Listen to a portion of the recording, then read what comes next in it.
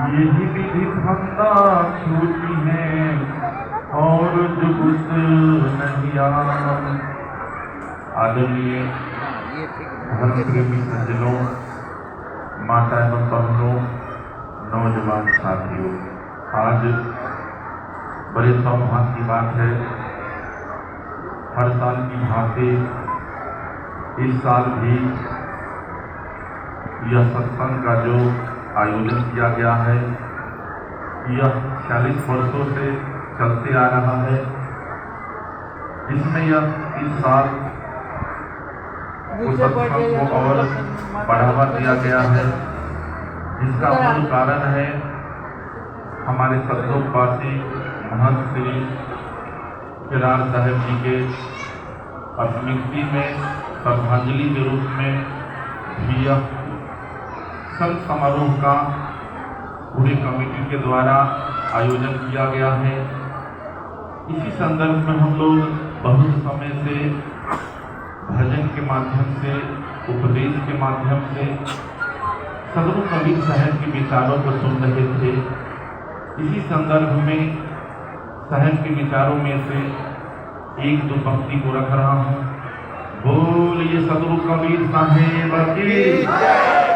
साहेब इशारा करते हैं, समझाए समझे नहीं, समझाए समझे नहीं, करे बहुत अभिमान। समझाए समझे नहीं, करे बहुत अभिमान, गुरु के शब्द अच्छे निके, कहे सकल हम ज्ञान। साहेब इशारा करते हैं, हम मानव प्राणी को आज जो यह 2 दिवसीय संत समारोह का जो आयोजन किया गया है, यह आयोजन से हमारे जीवन में यह एक बहुत बड़ी उपलब्धि है। हम लोगों को शब्द के द्वारा, उपदेश के द्वारा हम लोगों को समझाया गया है हर बिंदु पे, हर पहलू पर। लेकिन हम लोग इस सत्संग को समझ नहीं पाते। क्यों नहीं समझ पाते हैं? क्योंकि सत्संग को हम लोग सिर्फ सत्संग के पंडाल तक ही रखते हैं। जब हम और आप सत्संग में आते हैं तो जिस तरह हम लोग देखते हैं किसी नाच, सर्कस, सिनेमा में जो होता है, लोग अपने रूप को बदल लेते हैं और फिर जब वो नाच, सर्कस, सिनेमा जब खत्म होता है तो फिर हमारा जो है असली रूप आ जाता है। तो हम लोग हकीकत में अगर सत्संगी है तो सत्संग की वाणी को सुन करके अपने जीवन को बदलिए। आज हम लोग दूर दूर से आए हैं इस सत्संग में, तो हम और आप जितने भी सत्संगी भाई हैं, सबों का मतलब जो है नाम सत्संगी। तो आप अपने मन में विचार करके देखिए, जो हम ऊपर से सत्संगी है या अंदर से सत्संगी है। अगर हम और आप ऊपर से सत्संगी है तो इससे कल्याण होने वाला नहीं है। अपने मन को सत्संगी बनाइए, अपने विचार को सत्संगी बनाइए, अपने सोच को सत्संगी बनाइए, तब हम सत्संगी हो पाएंगे। नाम से सत्संगी नहीं होने वाला, शरीर से सत्संगी नहीं होने वाला है, वेशभूषा से सत्संग नहीं होने वाला है। अगर सत्संग होगा तो हम अपने आचरण से, अपने विचार से, अपने रहनी वृत्ति से, तभी हमारा कल्याण संभव है। नहीं तो यह मनुष्य जीवन निरर्थक चला जाएगा, बेकार चला जाएगा। हम लोग सुनते हैं संत महापुरुषों का विचार है जो एक शब्द गुरुदेव का, अगर हम और आप सत्संग का, संत महापुरुषों का अगर एक शब्द अपने जीवन में उतार ले तो हमारा जीवन सफल हो जाता है। लेकिन हम और आप सत्संग दिन रात टीवी के माध्यम से हो, मोबाइल के माध्यम से हो, सत्संग कराते हो, सत्संग को सुनते हैं लेकिन उसको जीवन में नहीं उतार पाते। इसलिए नहीं उतार पाते हैं कि हम लोगों का जीवन जो है भौतिक में सिमट चुका है, भौतिक में हम लोग फंसे हुए हैं। जब तक हमारे जीवन में अध्यात्म का बोध नहीं होगा, संत महापुरुषों का आगमन नहीं होगा हमारे जीवन में, तो भौतिक से कल्याण होने वाला नहीं है। भौतिक जो है सुविधा का साधन है, सुख का साधन नहीं है।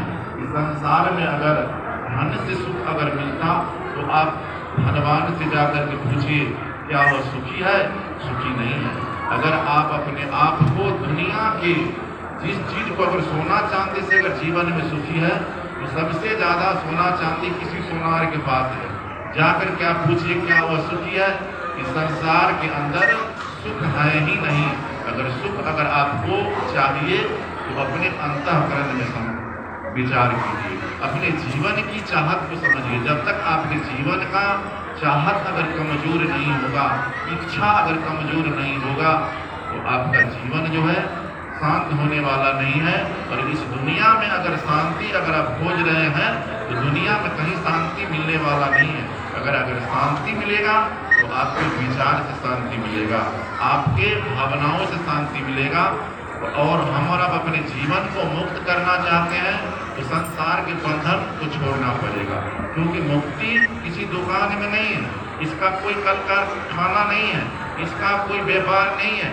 मुक्ति पाने के लिए हम लोगों को सत्संग का सहारा लेना पड़ेगा। बंधु साहब इशारा किए हैं जो मुक्ति मुक्ति सब खोजत है, मुक्ति कहाँ पाइए जी। मुक्ति के हाथ पाँव नहीं, किसी भांति से दिखलाइए जी। ज्ञान ध्यान की बात न बूझे, या मन को खूब समझाइए जी। अब पलटू कारिक धो डाले, चंदन का टीका लीजिए। इस संसार के अंदर हम लोगों को मुक्ति अगर चाहिए तो हम लोगों को कर्म को बदलना पड़ेगा। मुक्ति का कोई व्यापार नहीं है, न आपको कोई दे सकता है। अपने जीवन के अगर मुक्ति की ओर ले जाना है तो आपके मन में जो कूटनीति है, आपके मन में जो राजनीति है, आपके अंदर जो विषय विकार भरा हुआ है, आपके अंदर जो अहंकार भरा हुआ है, यह अगर आपसे जीवन से अगर निकल गया, आपके विचार से निकल गया, आपकी सोच से अगर निकल गया, तो समझ लीजिए आपका जीवन मुक्त हो गया। दूसरा कोई साधन नहीं है, दूसरा कोई इसका न आपको जप में मिलेगा, न तप में मिलेगा, न योग में मिलेगा, कहीं मिलने वाला नहीं। क्योंकि मुक्ति अगर पाना है तो अपने जीवन को सुंदर बनाना होगा, विचार से सुंदर बनाना होगा, तब हम मुक्ति पा सकते हैं। क्योंकि साहब का इशारा है जो दया राज धर्म को पाले। यह जीवन में अगर हम लोगों को धर्म की बात करना है तो संत महापुरुषों के विचारों को धारण करना पड़ेगा और अपने पूर्वजों को आदर्शों को जीवन में धारण करना पड़ेगा। आज हम लोग देखते हैं जो पूर्वज के विचारों को छोड़ रहे हैं, अपने हम लोग मनमती हैं, गुरुमती नहीं है। हम लोग यह सुनते हैं जो दुनिया के जितने भी कर्मकांड है गलत है, लेकिन हम लोग भी कर्मकांड में फंस जाते हैं। तो हम लोगों को जब तक अपने जीवन में सदगुरु कबीर साहब की भक्ति को अगर पाना है, भक्ति को करना है, तो आपको निर्भय होना पड़ेगा, भय मुक्त होना पड़ेगा। लेकिन आज हम लोगों को जितना अपने से कर्म से डर नहीं है, उतना हमको संसार की देवी देवता से डर लगता है। अपने माता पिता के कर्म से हम लोग कर्म नहीं करते हैं, लेकिन हम लोग अंधविश्वास में फंसे हुए हैं, यंत्र मंत्र में फंसे हुए हैं।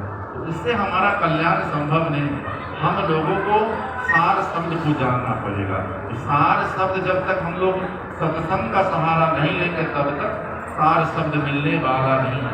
सदगुरु कबीर साहब इशारा किए हैं जो कबीर जग में आई के, कबीर जग में आई के सार लखाए तीन, सत्य हृदय में दया, सेवा में लौलीन। अगर आपके जीवन में अगर सत्य है तो यह एक